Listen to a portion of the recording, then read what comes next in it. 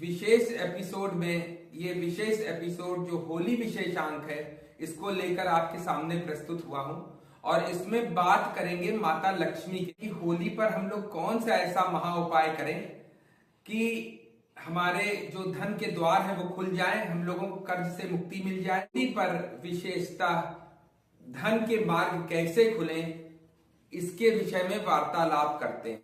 जय भवानी। आइए अब हम लोग अपनी इस आध्यात्मिक चर्चा को आगे बढ़ाते हैं और होली पर विशेषता धन के मार्ग कैसे खुलें इसके विषय में वार्तालाप करते हैं।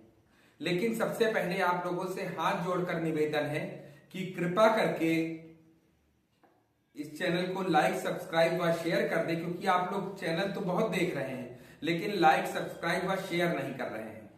तो कृपया करके चैनल को लाइक सब्सक्राइब व शेयर कर दें। आइए बात करते हैं कि होली पर हम लोग कौन सा ऐसा महा उपाय करें कि हमारे जो धन के द्वार है वो खुल जाए, हम लोगों को कर्ज से मुक्ति मिल जाए, क्योंकि बहुत से लोगों के जिनके फोन आते हैं वो कर्ज से बहुत ज्यादा परेशान हैं। तो आज मैं इस विशेष एपिसोड में ये विशेष एपिसोड जो होली विशेषांक है इसको लेकर आपके सामने प्रस्तुत हुआ हूं और इसमें बात करेंगे माता लक्ष्मी के, क्योंकि धन की देवी माता लक्ष्मी ही है। तो माता लक्ष्मी की बात करते हैं। तो सबसे पहले बात आती है कि माता लक्ष्मी के कितने रूप हैं, कितने अवतार हैं। तो माता लक्ष्मी के 8 अवतार हैं।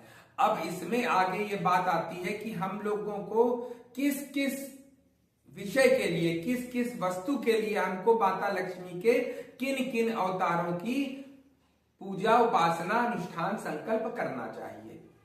देखिए, माता लक्ष्मी के मुख्यतः 8 रूप हैं। तो माता के इन 8 रूपों का वर्णन करते हैं। मुख्यतः इसमें 8 रूप जो हैं, सबसे पहला है गजलक्ष्मी मां, आदि लक्ष्मी मां, धन लक्ष्मी मां, ध्यान लक्ष्मी मां, संतान लक्ष्मी मां, ऐश्वर्य लक्ष्मी मां, विजय लक्ष्मी मां और वीर लक्ष्मी मां। अब आइए हम लोग बात करते हैं कि हम लोगों को किस किस वस्तु के लिए माता के कौन से रूप का चित्र लगाकर उनकी पूजा उपासना करनी चाहिए। तो सबसे पहले यदि हमारे पास घर नहीं है, यदि हमारे पास घर मकान नहीं है, रहने की जगह नहीं है, तो आप इस होली से क्या कर सकते हैं। होली का दिन पूर्णिमा का दिन होता है। तो होली के दिन आप क्या कर सकते हैं कि होली वाले दिन रात्रि काल में 2 कार्य आप कर सकते हैं।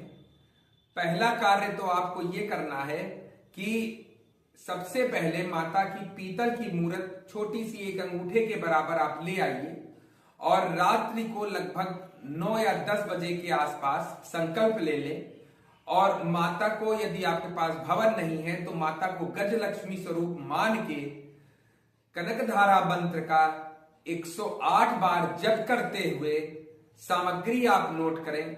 सामग्री है दूध, दही, शक्कर, शहद, घी, केसर, गंगाजल, साधारण जल। इनसे माता का अभिषेक कराएं।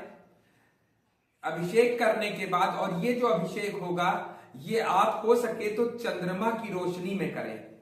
जब चंद्रमा की, क्योंकि चंद्रमा माता के भाई हैं, भ्राता है, तो उनकी रोशनी में आप करेंगे तो बहुत ही लाभ होगा। सबसे पहले आप जब चंद्रमा निकल आए तो चंद्रमा को आप अर्घ दें। अर्घ देने के बाद आपको माता लक्ष्मी की मूर्ति का अभिषेक कराना है। जो उसमें चरणामृत निकले उसे हो सके तो पूरे घर में वितरित कर दें। अगर नहीं कोई ले सकता है तो उसको पेड़ या पौधे में, गमले में डाल दें। तत्पश्चात एक चौकी कमरे में रख लें, बंद कमरे, मतलब घर में कमरे में रख लें। कमरे में रखने के बाद माता गजलक्ष्मी की जो ये तस्वीर आपको दिख रही है, इस तस्वीर को आप स्थापित करें और संकल्प या तो आप 11 दिन का लें या 11 पूर्णमासी या 21 पूर्णमासी या 9 पूर्णमासी का संकल्प लें और प्रतिदिन या प्रत्येक पूर्णमासी को माता को आप अभिषेक कराएं चंद्रमा की रोशनी में, और आप माता गजलक्ष्मी का मंत्र तो माता के एक ही है, कनकधारा मंत्र का 108 बार जाप करें, और 108 बार ही उसी, कुछ भी आपको सामग्री नहीं लेनी, सिर्फ आम की लकड़ी और गाय का घी, बस उससे ओम वम श्री वम ऐं ह्रीं श्रीं क्लीं कनकधाराय स्वाहा कहते हुए आप हवन कर दे मात्र 108 बार। संकल्प आप कितने दिन का भी ले सकते हैं, न समझ में आए तो फोन करके पूछ सकते हैं। फोन करने का समय है शाम को 6 बजे के बाद, 6 बजे के बाद रात्रि को 9 बजे तक आप लोग कॉल कर सकते हैं। ये तो हो गया उनके लिए जिनके यहाँ भवन नहीं है, जिनके पास संतान सुख नहीं है, जिनके बच्चे नहीं है, वो लोग क्या करें कि इसी तरह से माता संतान लक्ष्मी का जो ये चित्र दिख रहा है, आपको कनकधारा मंत्र का इसी तरह से जाप करना है, और माता की मूर्त जो पीतल की होगी उसको चांद की, चंद्रमा की रोशनी में अभिषेक कराना है, सामग्री वही रहेगी। संकल्प आपको बस लेना और माता से कहना है कि इस तरह माता मुझे संतान नहीं, मुझे संतान दे। पहले आप अभिषेक कराएंगे सामग्री जो मैंने पहले बताई उसी सामग्री से, उसके बाद कमरे में आकर चाहे तो आप 11-21 पूर्णमासी का संकल्प ले लें, मात्र 108 का संकल्प लेना है, चाहे आप प्रतिदिन उस दिन होली की रात्रि से 11 या 21 या 9 दिन का संकल्प उठा लें। उसके बाद आप करें, आपके घर में जरूर संतान होगी। आपको संतान लक्ष्मी माता की ये जो चित्र दिखाया गया है, इनकी तस्वीर की पूजा करनी है। इसके बाद यदि आपका कोई कोर्ट केस चल रहा है तो सेम ऐसे ही करना है, तस्वीर ये वाली हो जाएगी। ये है माता विजय लक्ष्मी। आप यदि आपका कोर्ट केस चल रहा है, लेकिन हाँ सही आप होने चाहिए, आप गलत होंगे तो नहीं होगा। बिल्कुल हवन सब में एक ही तरीके से करना है, सिर्फ गाय का घी और आम की लकड़ी और कुछ नहीं चाहिए, हवन कर देना है। और माता की मूर्ति को अभिषेक चांद की रोशनी में करा कर कमरे में बैठ के हवन कर, मतलब पहले 108 बार ओम वम श्री वम ऐं ह्रीं श्रीं क्लीं कनकधाराय स्वाहा माला हो गई। उसके बाद उसी मंत्र से 108 आहुति देनी, मात्र छोटा सा उपाय।